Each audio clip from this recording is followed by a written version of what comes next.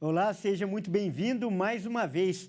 É muito bom estar em sua companhia. E a partir de agora, você acompanha comigo as notícias do Brasil e do mundo. E eu vou começar essa edição com notícias internacionais.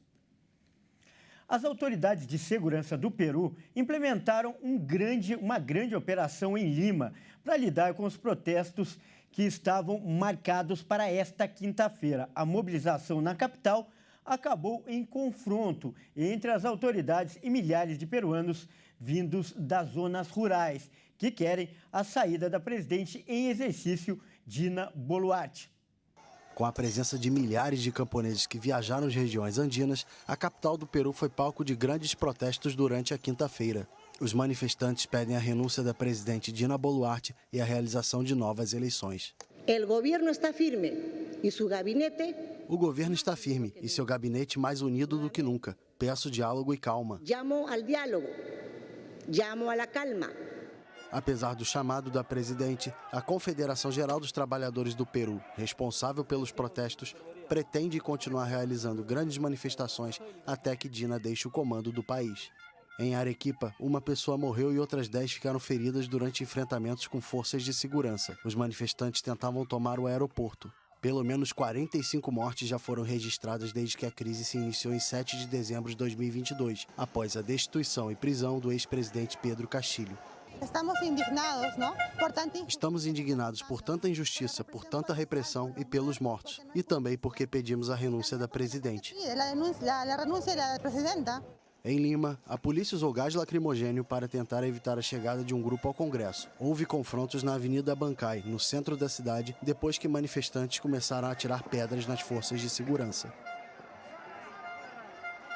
Perto dali, um antigo prédio desabitado na Praça San Martín, que tem servido de abrigo para centenas de manifestantes, pegou fogo. A crise política afeta diversas regiões do Peru. Por segurança, os aeroportos de Cusco e Arequipa suspenderam as operações. O serviço de trem entre Cusco e a cidade inca de Machu Picchu, joia do turismo peruano, também foi paralisado. Com o objetivo de manter a ordem e autorizar o uso de força militar, o governo da presidente Dina Boluarte decretou no último domingo estado de emergência por 30 dias nas regiões de Lima, Cusco, Cajal e Puno.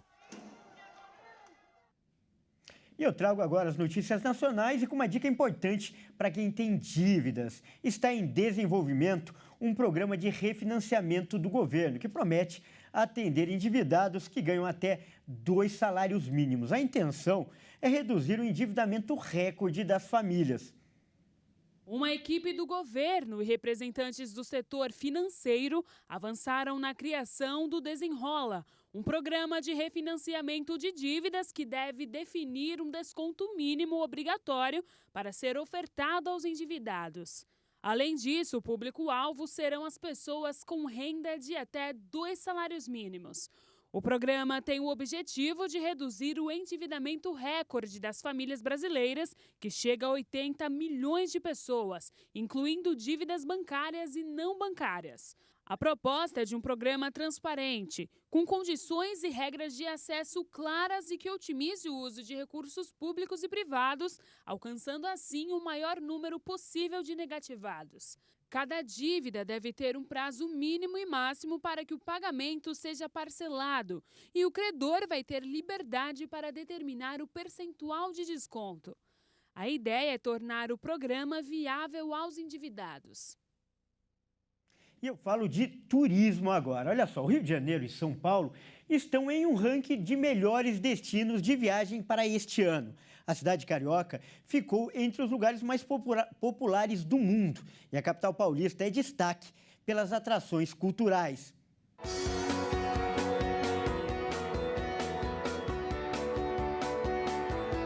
Um levantamento feito por um site de viagem sobre os melhores lugares para viajar considerou 2 opções de turismo.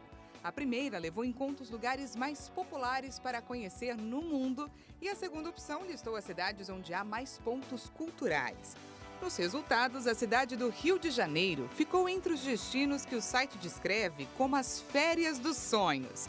A cidade maravilhosa foi considerada uma das mais populares, ocupando a 25ª posição.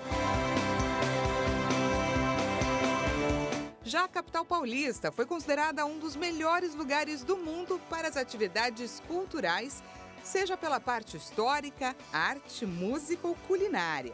São Paulo ficou em 24º lugar no ranking mundial. Então, não restam dúvidas que as duas capitais oferecem roteiros apaixonantes durante o dia e a noite, que podem ser visitados em qualquer época do ano.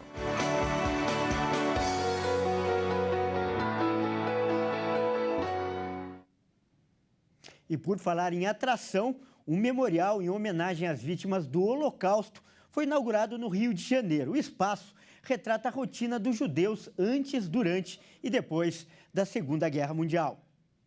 Assim como aquela famosa frase do filósofo irlandês Edmund Burke, aqueles que não conhecem a história estão fadados a repeti-la. Ela diz muito sobre os valores e a missão do Memorial do Holocausto, que tem o intuito de mostrar para o visitante a história da Segunda Guerra Mundial pelos olhos de quem realmente sofreu.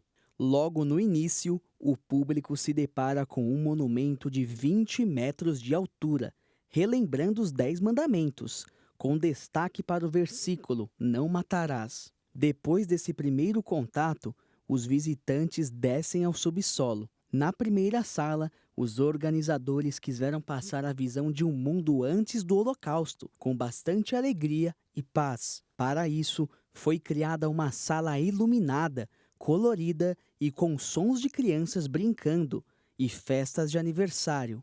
Coisas simples do nosso cotidiano que foram arrancadas desse povo durante o regime nazista. Logo após a visita na primeira sala, os visitantes são levados ao próximo espaço, que retrata a vida durante o Holocausto. Nessa sala, o ar de paz se dissolve em meio à escuridão do período sombrio. A iluminação muda, não existem cores vibrantes, e as fotos são em preto e branco, sem nenhum som. O silêncio só é quebrado quando o visitante toca numa tela e escuta a história dos sobreviventes.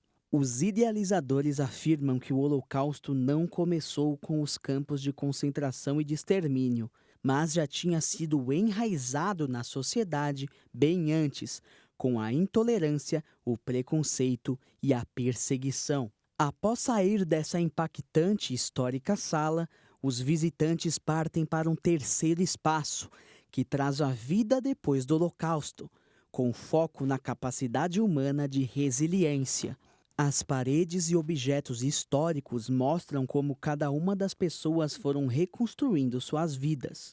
Existe um mapa que traz ao público o fluxo migratório dos povos perseguidos se espalhando pelo mundo. A partir desse momento, as imagens ganham movimento, trazendo a ideia de uma vida sendo retomada após tantas perdas. Bem no centro dessa sala, foi colocada uma mesa interativa dos sobreviventes acolhidos no Brasil e um grande álbum de fotos com informações como cidades, data de nascimento e cidade de acolhimento. Segundo os idealizadores do memorial, a ideia inicial não é transmitir tristeza, mas sim mostrar para o futuro histórias que jamais devem cair no esquecimento, para que nunca mais aconteça algo parecido. O espaço fica no topo do Morro do Pasmado, em Botafogo, na zona sul do Rio de Janeiro. A entrada é franca. Bom, e essa edição fica por aqui. Eu agradeço demais pela sua companhia e convido a continuar ligado em nossa programação. Até mais!